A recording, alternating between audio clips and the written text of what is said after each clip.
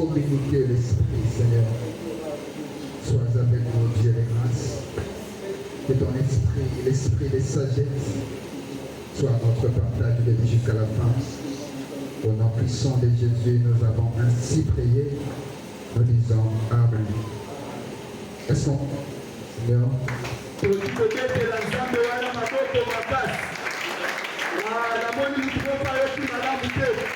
pouvez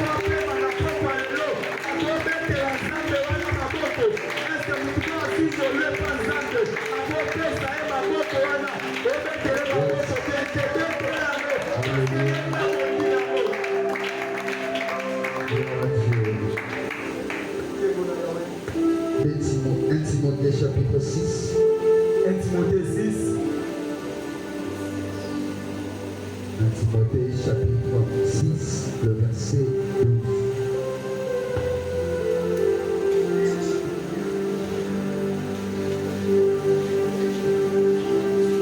Voilà, nous lisons au nom de Jésus. Je disais, nous lisons au nom de Jésus.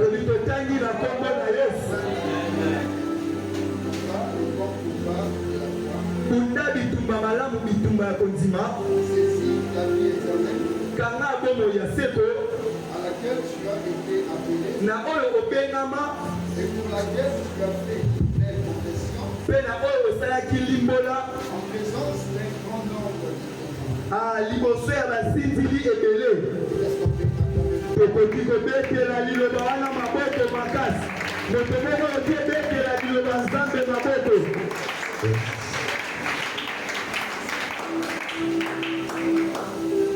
Combat les bons combats de la foi.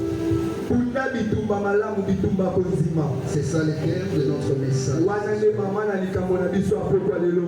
Combat les bons combats de la foi. Bunda bitumba malamu bitumba oyo ezali ya konzima. J'aimerais que quelqu'un puisse répéter après moi: combat les bons combats. Nakolinga moto mwa bandela simba na ngai bunda bitumba malamu bitumba konzima. Je disais bandela koloba ngo bunda bitumba malamu bitumba konzima. Oyo na français balobi combat les bons combats, les combats de la foi.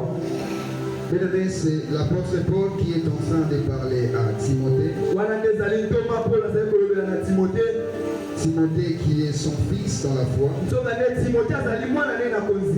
Et si vous remarquez très bien avec moi, c'était les dernières paroles que l'apôtre Paul donnait à Timothée. Et c'était comme des instructions que Paul laissait à son fils Timothée. Il lui demande de combattre les bons combats. Et j'aime tellement lorsque la Bible précise combat les bons combats. Et nous comprenons que s'il y a les bons combats, c'est-à-dire qu'il y a aussi les mauvais combats. Et l'apôtre Paul est en train de marteler sur une chose. Tu dois seulement combattre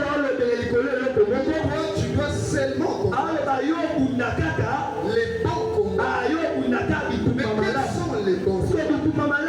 Ou encore quel est les bons combats? Et quel est les mauvais combats? L'apôtre Paul a bien précisé. Il combat les combats. Mais que cela soit les combats de la foi. J'ai essayé d'approfondir aussi mes recherches. Et j'ai réalisé que s'il y a l'une des choses que le diable combat, surtout beaucoup plus dans la vie d'un enfant, c'est premièrement sa foi. Le diable ne combat pas d'abord la prière. Le diable combat la foi. On ne commence pas par prier sans avoir. La foi est socle de toutes choses. Mais on ne peut jamais dire que j'ai une vie de prière sans avoir une vie de prière. Avoir une vie de prière. On commencer par avoir une vie de prière. Car la Bible précise que toute personne qui veut s'approcher de Dieu, vous savez tout comme moi, lorsqu'on s'approche de Dieu, c'est souvent pour la prière. Mais Dieu est en train de dire que toute personne qui veut s'approcher de Dieu, mais toute personne qui veut me prier, doit commencer tout d'abord par manifester la foi. Car les Saintes Écritures nous disent que toute personne qui veut s'approcher de Dieu doit commencer par croire. En d'autres termes, elle doit commencer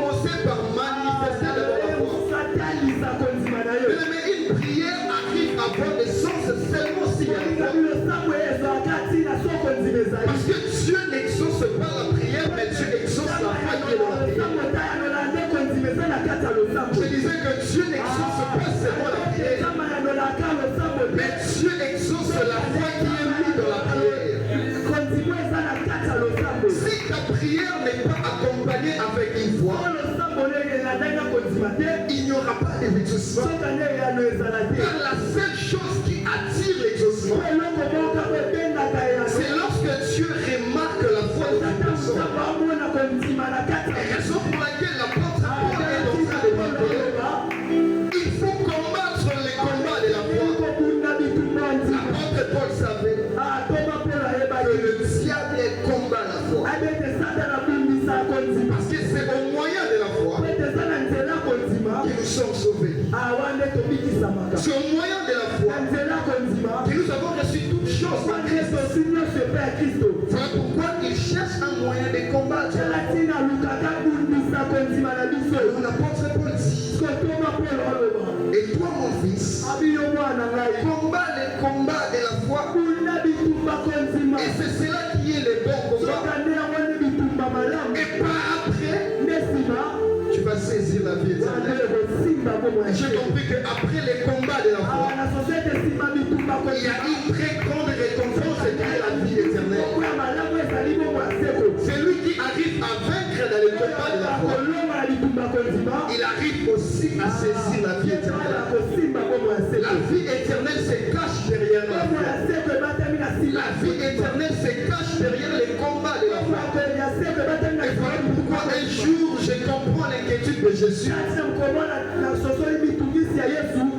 Il a posé la question, est-ce que quand je vais revenir, est-ce que je trouverai encore la foi sur la terre? Parce que Jésus savait que tant que nous sommes sur la terre, les diables vont combattre notre foi. Combien ne sont plus sur le chemin de Dieu? Combien ont abandonné la foi aujourd'hui? Combien ont commencé à croire, mais aujourd'hui ils ne croient plus?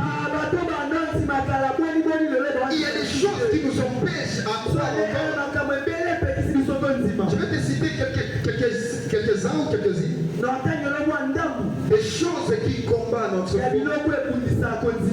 Le péché combat notre foi. Parce qu'il y a une personne qui demeure dans le péché ne peut plus croire en Dieu. Parce que le péché chasse aussi la foi dans une personne. La personne qui vit dans le péché ne croit plus que Jésus était mort pour le péché. C'est la manière que le péché peut aussi chasser la foi. Il y a aussi des circonstances de la vie. Des problèmes qui nous arrivent. Des situations auxquelles on ne s'attendait pas. Et c'est là aussi qu'on va notre foi. Tu as besoin de croire. Mais lorsque tu vois ce que tu traverses, tu as des difficultés pour croire. Au fond de toi, je sais que tu as envie de croire en Dieu. Je sais que tu as une forte envie de croire en Dieu. Et ce n'est pas ton envie d'abandonner Dieu. Mais souvent, c'est ce que tu vis qui commence à t'empêcher de croire. Ce sont des questionnements que tu as souvent. Est-ce que Dieu existe réellement? Si Dieu existait, pourquoi de telles choses m'arrivent? Mais pourquoi je traverse ce chemin? J'ai donc prié pour cette maladie. J'ai donc gêné pour cette maladie. Il y a des temps que j'ai cru que cette maladie allait finir. Mais jusqu'aujourd'hui, la situation ne change pas. Et c'est ce qui combat ta foi. Mais ce soir, je suis venu te dire, mais combat les bons combats de la foi. Combat les combats de la foi.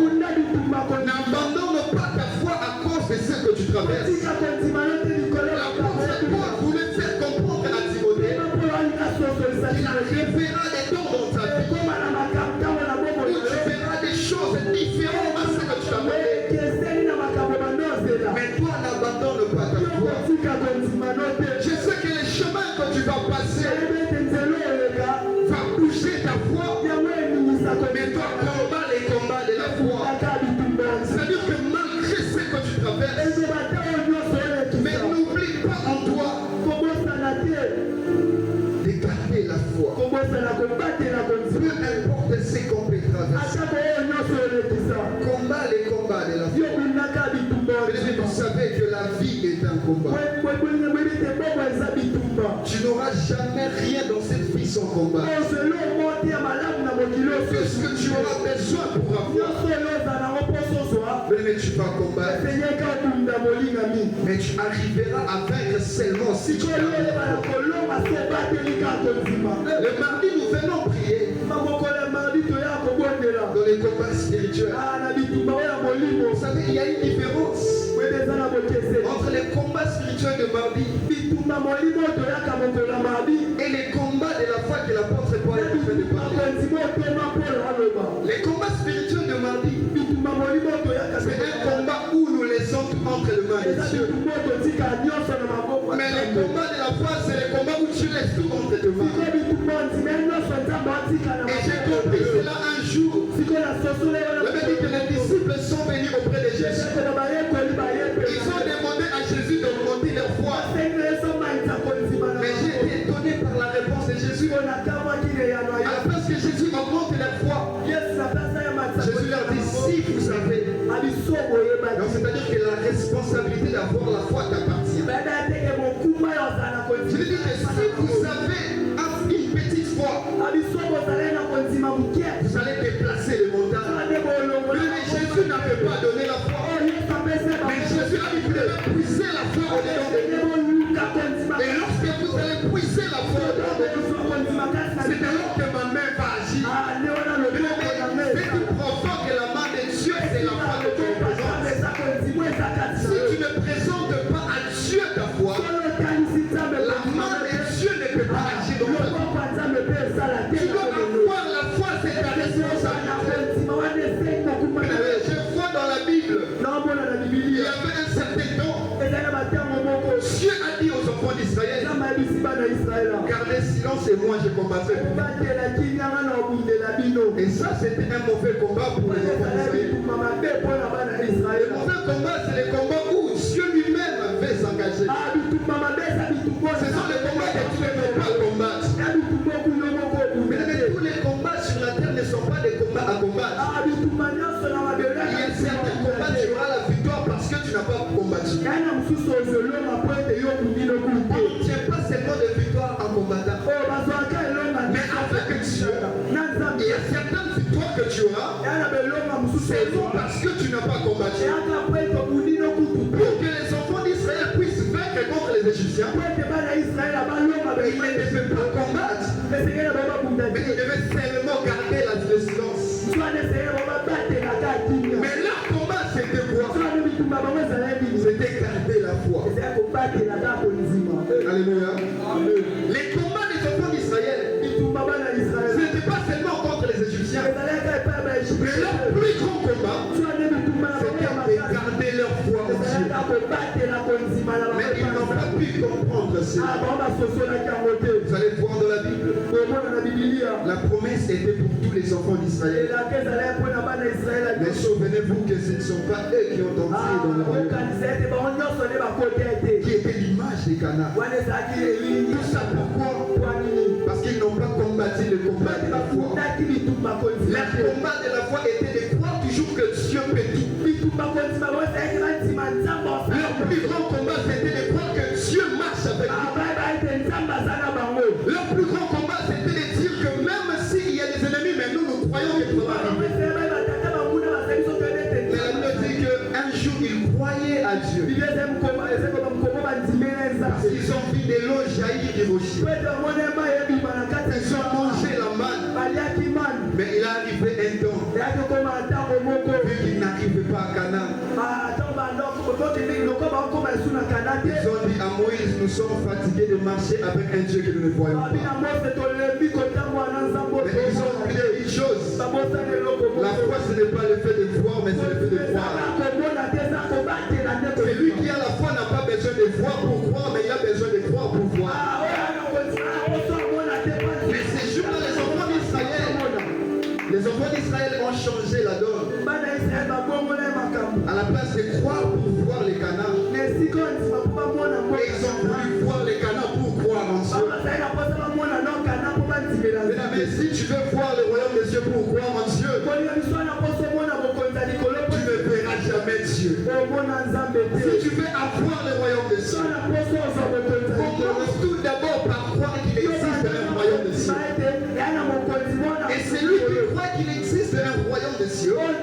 arrivera à obtenir les royaumes des cieux. Alléluia. Amen. Combien parmi nous aujourd'hui sont comme les enfants d'Israël? On est prêt à croire lorsque tout va bien. Mais j'aimerais te dire une vérité ce soir. La foi grandit seulement quand tout va mal. Mais ta foi ne grandira jamais quand tout va bien. Quand tout va bien, ta foi ne grandira jamais. Mais je comprends une femme dans la Bible qui avait une si grande foi. C'était cette femme qui demandait de l'aide auprès de Jésus. Mais cette femme a suivi Jésus partout. Elle insistait à Jésus. Et même les disciples ont dit à Jésus, mais si tu ne vas rien faire pour cette femme, renvoie-la. Et la femme insistait encore. Jésus lui a donné une réponse pour chasser cette femme. Jésus a dit qu'il n'est pas bon de donner la nourriture des enfants aux chats. C'était une façon de dire que je refuse. Mais bien aimé, cette femme n'a pas refusé parce qu'elle a entendu cette réponse. Cette femme a répondu à Jésus. Même les petits chiens mangent la nourriture qui tombe de la table des enfants. Mais Jésus a regardé cette femme. Jésus a dit que je n'ai jamais trouvé une si grande foi. Ce n'était pas Jésus qui avait augmenté la foi de cette femme. Mais c'était l'existence de cette femme qui a agrandi sa foi. Mais ta foi grandira lorsque tu vas insister, même si les choses ne marchent pas. Dieu t'écoute la première fois que tu vas prier. Tu ne fermes jamais ses oreilles lorsque ses enfants prient. Ce n'est pas parce que tu as l'impression que Dieu ne t'a pas écouté que Dieu ne t'a pas écouté réellement. Et souvent on a l'habitude de dire que le silence de Dieu ce n'est pas son absence. Parfois le silence de Dieu fait faire agrandir aussi ta foi. Tu vois que les choses ne marchent pas malgré les efforts que tu fournis. Mais j'aimerais te donner un secret ce soir. Peu importe ce que tu fais et ça ne marche pas, ne pense pas que Dieu n'est pas avec toi. Mais Dieu a besoin que tu puisses atteindre un niveau de la foi que tu n'avais pas imaginé. Mais tant que ta foi ne te rend pas fou, ce n'est pas la foi. Car la foi doit rendre une personne fou.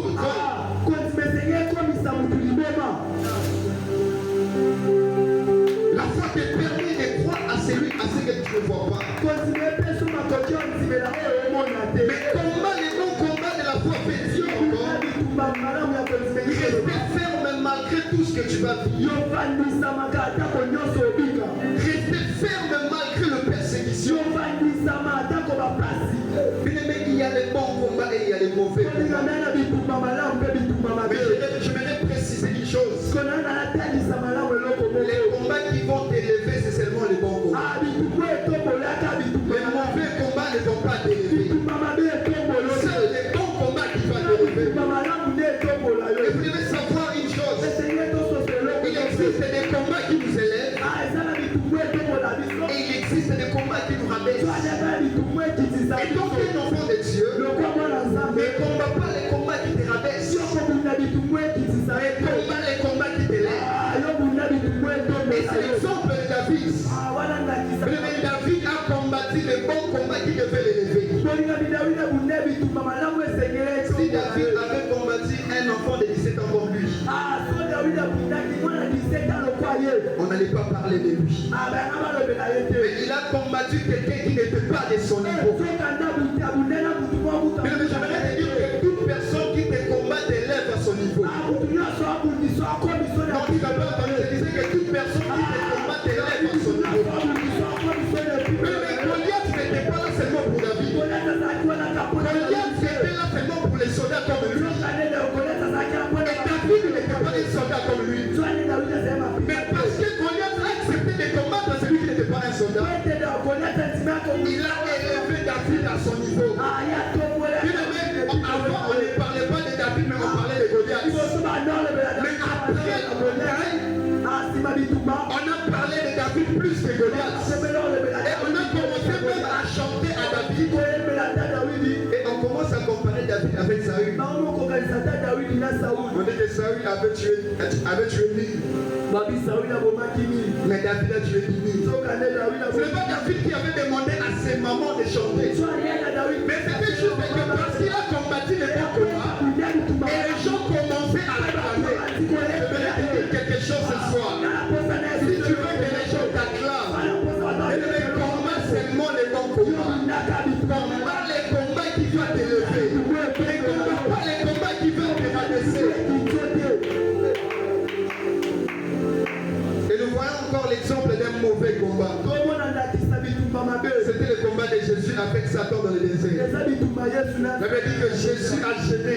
Et pendant qu'il était dans le désert poussé par l'esprit, le diable est venu le combattre. Et lui dit, si tu es fils de Dieu, transforme cette pierre en pain.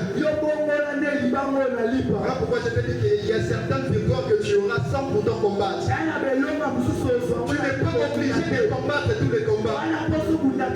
Ces combats que le Dieu m'a montré à Jésus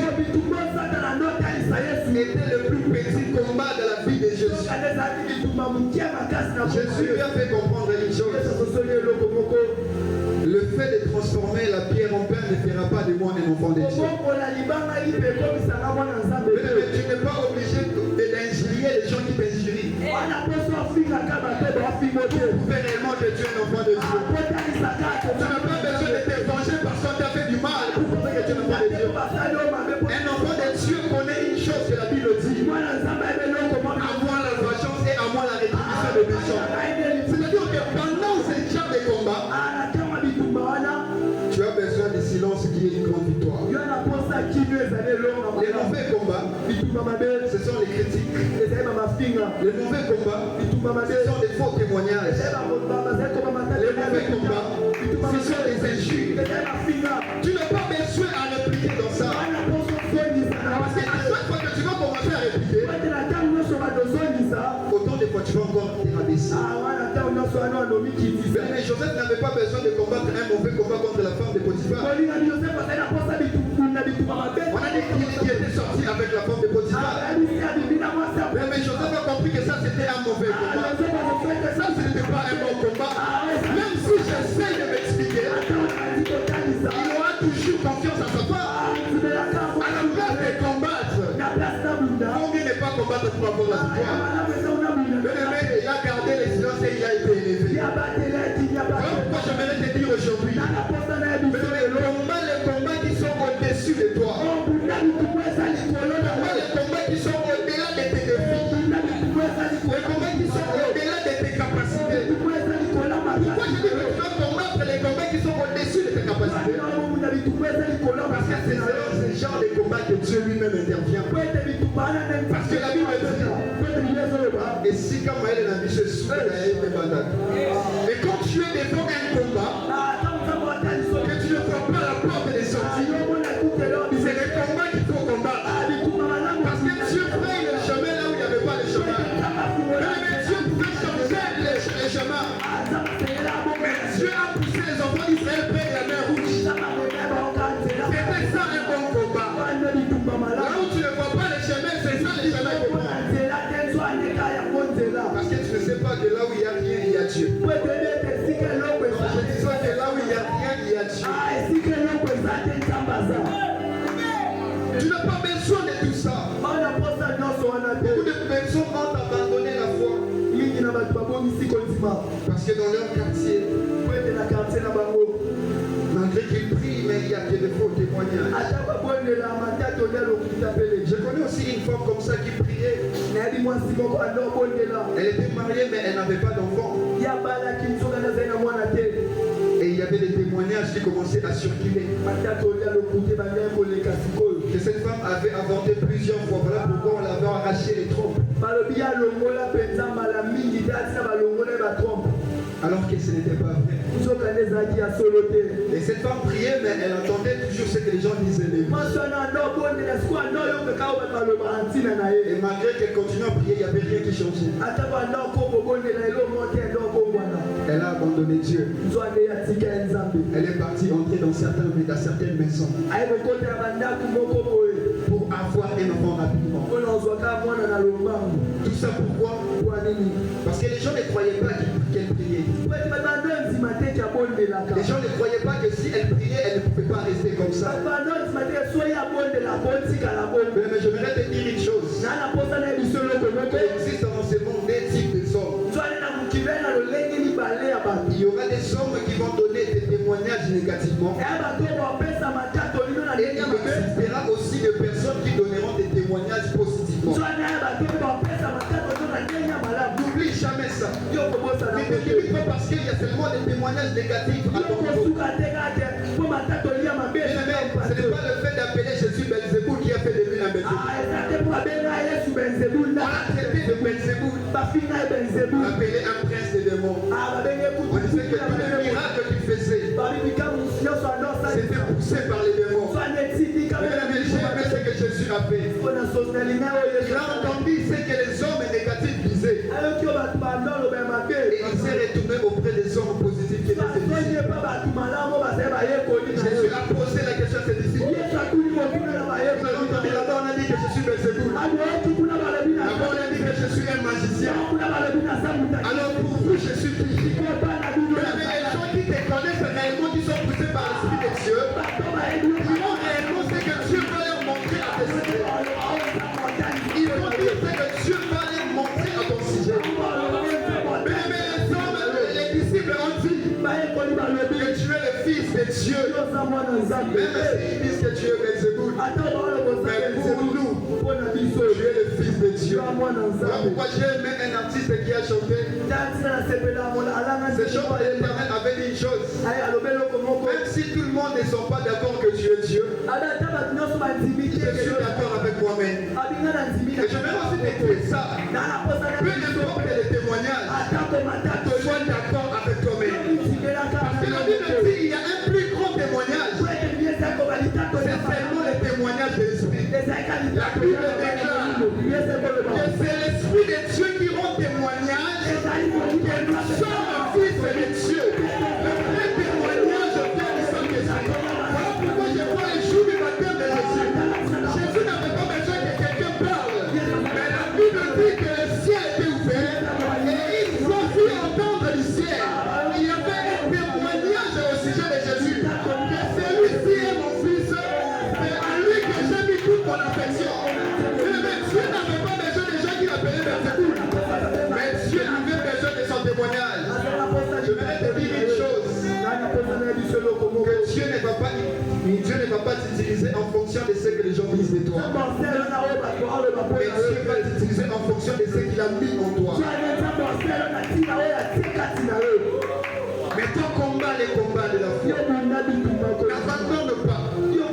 L'apôtre Paul est en train de dire à Timothée, pourquoi tu dois combattre les bons combats de la foi? Parce qu'il y a la vie éternelle qui est attachée à ça. Et il n'oublie pas que tu as été appelé. Et tu as fait une confession devant plusieurs témoins. Et la confession, c'était le jour où tu as accepté Jésus dans ta vie. Et les diables et les démons ont dit que tu es devenu enfant de Dieu. Et c'est ça la raison pour laquelle tu dois encore t'attacher à la foi en Christ. Alléluia. Il y a une vie éternelle qui est attachée à notre foi. Que rien ne fasse tomber ta foi.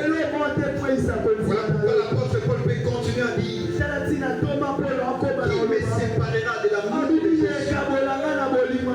Mais c'est par l'amour de Jésus que nous sommes sauvés. Peu importe les témoignages. Mais il faut prier Dieu. Demander à Dieu de garder ta foi. Que tu ne perds pas ta foi. J'aimerais te dire une chose. Dieu a déposé quelque chose dans tout un chacun de nous. que Dieu a besoin de voir en toi. Mais tu peux manifester seulement cette chose par ta foi. J'ai lu dans la Bible une chose qui m'a beaucoup étonné. J'ai regardé les voleurs qui étaient sur la croix. Ces voleurs avaient un mauvais témoignage. Il a beaucoup fait du mal. Mais ce jour-là, j'ai été étonné. Qu'est-ce qui a poussé Jésus à sauver ces voleurs? C'est parce que ces voleurs étaient aussi un adorateur. Quand j'ai lu dans la Bible, Jésus avec cette femme à la pluie, Jésus a dit à cette femme, l'heure vient et elle est déjà venue. Pour les vrais adorateurs, adorons le Père en esprit et en vérité. Le Père cherche les adorateurs. Donc c'est-à-dire que Jésus était la représentation du Père. Il cherchait les adorateurs. Et je comprends que ces voleurs étaient aussi partis. Donc c'est terme, il y avait aussi des critères et l'adorateur. Parce qu'au début, avant de mourir, ces voleurs a dit que toi tu es Dieu. Il a dit à son ami, pourquoi toi tu ne crains pas Dieu? L'adoration c'est reconnaître qui Dieu est. Et ce jour-là, cette personne a reconnu une chose. Que cet homme était Dieu. Cet homme était Dieu. Lui, il n'a pas commis le péché. Lui, il n'est pas comme nous. Nous sommes les infidèles dans le monde. Mais lui, il est le Dieu fidèle. Il avait quitté chez son père, il est descendu. Il n'a pas commis le péché comme nous. Nous, on est descendus, on est sauvés, nous avons commis le péché. Mais lui, il n'a pas commis le péché. Il était venu faire, il est rentré ça. Mais ces voleurs ont aussi adoré Dieu. Parce que je sais une chose. La Bible dit qu'il y a les 4 êtres dans les 4 vieillards qui sont en train d'adorer Dieu. Et je comprends que le travail que nous allons aller faire au ciel, c'est seulement adorer et louer Dieu. C'est lui qui ne sait pas louer et adorer Dieu, ne pas le ciel. Parce que tu dois faire un travail que tu vas faire là-bas. Mais ce voleur a été sauvé. Premièrement, il a démontré sa foi. La confession de la foi, c'est décidé à partir d'aujourd'hui. Je veux devenir enfant de Dieu. Je donne ma vie à Jésus. J'aimerais qu'il soit mon Seigneur et mon Sauveur. J'aimerais qu'il puisse diriger ma vie. J'aimerais qu'à partir d'aujourd'hui, qu'il commence à me conduire. Avant que je puisse terminer, j'aimerais te dire encore une chose. Tu n'as pas besoin de combattre tous les combats. Combat les bons combats de la foi. Garde de la foi jusqu'à la fin. Peu importe ce qui va arriver. Mais l'apôtre Paul, avant de terminer encore, il a dit une chose à Timothée. C'est dans 2 Timothée qu'il est en train de dire. Il dit que dans les derniers temps, beaucoup de personnes vont abandonner la foi. Il y aura des personnes qui vont commencer à enseigner les doctrines des démons. Il y aura des gens qui vont commencer à tordre les Écritures. Mais abandonner la foi, ce n'est pas seulement aller commencer à vivre dans le péché. Abandonner la foi, c'est commencer aussi à changer la parole de Dieu. Combien des hommes de Dieu ont changé aussi la parole de Dieu?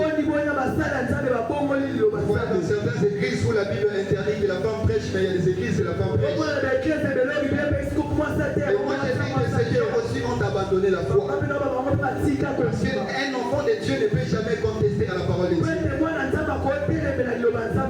Mais l'apôtre Paul est en train de dire à Timothée comme un évangéliste. Et puis toi prêche la parole. Toi prêche la sainte doctrine. Parce qu'il arrivera un temps où les hommes ne supporteront plus la sainte doctrine. Ils auront la déclaration d'écouter des choses bonnes. Ils vont chercher à écouter des choses agréables. Et ils vont commencer à se former des faux docteurs. Mais c'est que moi je te demande, garde toujours la foi. C'est-à-dire que garde les choses que tu as reçues de la part de Dieu. Ne te détourne ni à gauche ni à droite. Mais suis seulement ces chemins-là. Et il a dit à la fin avant de partir, que j'ai combattu le bon combat et j'ai été victorieux. L'heure est venue pour moi d'aller toucher, prendre la couronne. Si l'apôtre Paul a dit cela, c'est parce que il y avait une victoire derrière chaque bataille de la foi que nous avons. Mais tant que tu n'es pas arrivé, le diable va combattre ta foi. Pourquoi un jour Jésus pouvait dire à Pierre que le diable t'a réclamé. Mais par la réponse de Jésus, j'ai compris que le diable n'avait pas réclamé les corps des pierres. Le diable n'avait pas réclamé l'argent de Pierre. Parce que si c'était le cas, Jésus allait dire, j'ai prié pour ton corps, j'ai prié pour ton argent. Mais Jésus a dit, le diable te réclamait, mais moi j'ai prié pour ta foi. Cela veut dire que la chose que le diable réclame, c'est seulement sa foi. Alors n'abandonne pas ta foi. Peu importe ce que tu vas traverser, peu importe ce que tu vas vivre, peu importe ce qui t'arrivera dans la vie, toi n'abandonne jamais ta foi. Garde toujours ta foi au milieu des tribulations. Garde ta foi. On va lire le dernier verset et on va clôturer par la prière. Lis avec moi Actes des Apôtres chapitre 14. Le verset 22. Écoutez ce que la Bible dit. Acte 14, 22. Fortifiant l'esprit des disciples, les exhortant à persévérer dans la foi, et disant que c'est par beaucoup de tribulations qu'il nous faut entrer dans les royaumes. Alléluia. Et voilà pourquoi j'ai compris que le royaume de Dieu souffre des violences. Et c'est seulement les violents qui s'en emparent. Et un violent, c'est qui? Un violent, c'est celui qui combat et qui est victorieux. C'est celui qui ne laisse pas. C'est celui qui n'abandonne pas. Malgré tout ce qui se passe, cette personne est toujours attachée à Dieu. Malgré les vents et marées, mais cette personne regarde seulement le royaume des cieux. Lorsqu'il fait abandonner, il regarde seulement le royaume des cieux. Il dit que je ne peux pas abandonner. Mais si tu ne veux pas abandonner les chemins de Dieu, commence par regarder là où tu viens avec Dieu. Et regarde là où tu vas aller avec Dieu. Tu vas comprendre que tu viens de loin avec Dieu. Et ça sera une peine perdue d'abandonner maintenant. Il faut continuer jusqu'à la fin. Et vous savez pourquoi même il peut y avoir des combats auprès des enfants de Dieu. Les combats même au milieu des enfants de Dieu, c'est normal, bien aimé. Parce qu'un jour, j'ai lu dans la Bible, je vis une chose. La Bible dit que la finalité de tout le monde sur la terre est caractérisée par des portes. Il y a une porte large et une porte étroite. Mais Dieu demande à tout enfant de Dieu d'entrer par la porte qui est étroite. Alors que la porte qui est étroite, c'est une porte resserrée. Et vous savez que lorsqu'une porte est trop petite, c'est normal qu'on puisse se piétiner en cherchant à entrer. Voilà pourquoi tu peux remarquer que non, un enfant de Dieu ne combat. Non, bien aimé, l'enfant de Dieu ne te combat pas. Mais il cherche aussi un moyen d'entrer par cette même porte. Et comme la porte est resserrée, il est possible que la personne te piétine. Mais un conseil que je peux te donner, toi qui as la foi, ce n'est pas parce qu'on t'a piétiné qu'on a fermé la porte d'entrée. Même si on a piétiné, mais tu peux quand même entrer. C'est-à-dire que peu importe ce qui peut arriver, toi sois focus à la porte qui est le royaume des cieux. Garde la foi et continue ton chemin. Et ce Dieu finira par te donner son royaume. Alors pour terminer, j'aimerais te dire une chose. Que combat les bons combats de la foi veut aussi dire ne pas se détourner du chemin de Dieu. Peu importe ce qui va arriver, peu importe ce que tu peux traverser, mais que tes yeux regardent toujours le chemin de la foi. N'abandonne pas ta foi, mais crois toujours à celui qui t'a appelé. Et laisse que Dieu bénisse.